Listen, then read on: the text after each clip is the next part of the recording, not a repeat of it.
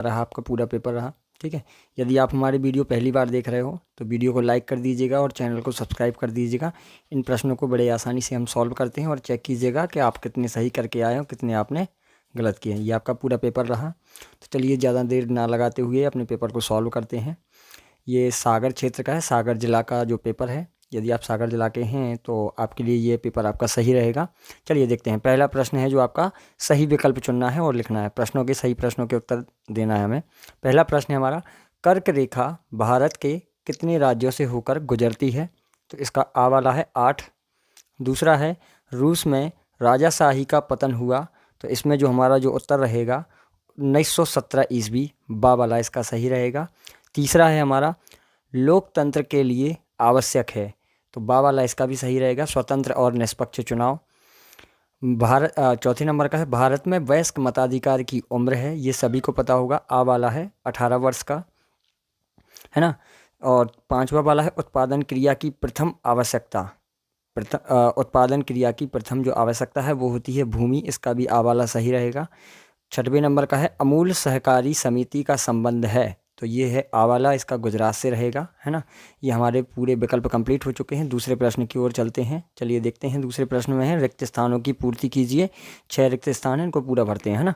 चलिए, पहला है हमारा, अरावली और विंध्य की पहाड़ियों में खालिस्तान का पठार स्थित है। तो मालवा का पठार स्थित है। दूसरा है हमारा, खालिस्तान विश्व में सबसे अधिक वर्षा वाला क्षेत्र है। तो वो है हमारा मौसिन राम, विश्व में सबसे अधिक वर्षा वाला स्थान है।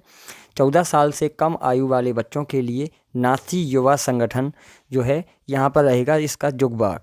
ठीक है, मैंने ये लिख दिया है।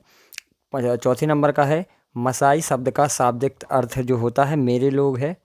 और पांचवा है, भारत के राष्ट्रपति का कार्यकाल 5 वर्ष होता है। छठवें नंबर का है, अर्थव्यवस्था के खालिस्तान प्रमुख क्षेत्रक होते हैं। अर्थव्यवस्था के खालिस्तान प्रमुख क्षेत्रक होते हैं, तो 3 होते हैं, है ना। ये हमारे हो चुके हैं रिक्त स्थान। चलिए सत्य की ओर चलते हैं। तीसरे नंबर का जो हमारा प्रश्न है, निम्नलिखित कथनों में से सत्य और असत्य हमें छांट कर लिखना है। तो पहला है हमारा, अरुणाचल प्रदेश तथा गुजरात के स्थानीय समय में 2 घंटे 30 मिनट का अंतर है। तो ये असत्य हो जाएगा क्योंकि 2 घंटे का अंतर होता है। दूसरे नंबर का प्रश्न है, भारतीय वन्य जीव संरक्षण अधिनियम सन 1972 में लागू किया गया था। ये सत्य है। तीसरे नंबर का है, स्थानांतरित कृषि को झूमिंग कृषि भी कहा जाता है। ये वाला भी सत्य है।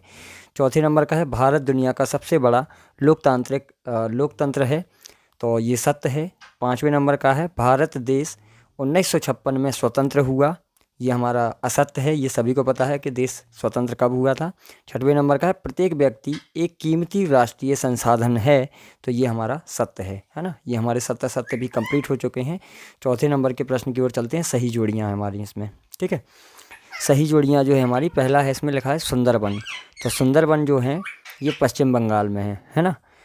सॉरी, हाँ, पश्चिम बंगाल सही है इसका दा। और दूसरे नंबर का जनसंख्या की आधिकारिक जो गणना है वो जनगणना होती है। तीसरे नंबर का है जो हमारा, फ्रांस की क्रांति 1789 ईस्वी में हुई थी। अधिनियम का जो चौथे नंबर का जो रहेगा वो रहेगा, किसी दस्तावेज का खास हिस्सा है। इसके बाद है, सरोजनी जो नायडू जी हैं वो उत्तर प्रदेश की राज्यपाल हैं। बा वाला इसका सही रहेगा, बा वाले से मिलाना था। निर्धनता रेखा का जो मापन है वो लास्ट वाला बचा है। राष्ट्रीय प्रतिदर्श सर्वेक्षण संगठन है ना। ये हमारे इसके बाद है जो 5वें नंबर का प्रश्न है, एक वाक्य में उत्तर देना है। एक वाक्य में हमें क्या देना है, उत्तर देना है। दो आप का अर्थ क्या होता है? तो दो आप का जो अर्थ है, 2 नदियों के बीच की ज़मीन। जो 2 नदियों के बीच की जो ज़मीन होती है, जो यह शब्द जो है फारसी भाषा से लिया गया था, है ना। दूसरे नंबर का प्रश्न है, नर्मदा नदी का उद्गम स्थल कहाँ से हुआ था? अमरकंटक से हुआ था। जन्म दर को परिभाषित कीजिए। जन्म दर क्या होती है? किसी निश्चित समय में जन्म लेने वाले लोगों की संख्या को जन्म दर कहते हैं।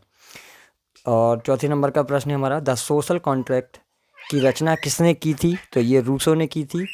इसके बाद है 5वें नंबर का, भारतीय संविधान निर्माण में कितना समय लगा था? तो 2 साल 11 महीने 18 दिन, इतना समय लगा था। 6वें नंबर का प्रश्न है हमारा, भारतीय संविधान में नागरिकों को वर्तमान में कुल कितने मौलिक अधिकार प्राप्त हैं? तो 6 मौलिक अधिकार प्राप्त हैं। चलिए, और आगे के जो प्रश्न हैं आप हमें कमेंट करके बता दीजिएगा। यदि उन प्रश्नों के उत्तर की आपको ज़रूरत है तो मैं उसके लिए भी आपको एक वीडियो बनाकर तैयार कर दूँगा। यदि वीडियो अच्छा लगा हो तो वीडियो को लाइक कर दीजिएगा और चैनल को सब्सक्राइब कर लीजिएगा, जिससे आपको आगे के पेपर भी इसी प्रकार से मिल सकें, है ना। चलिए, थैंक यू।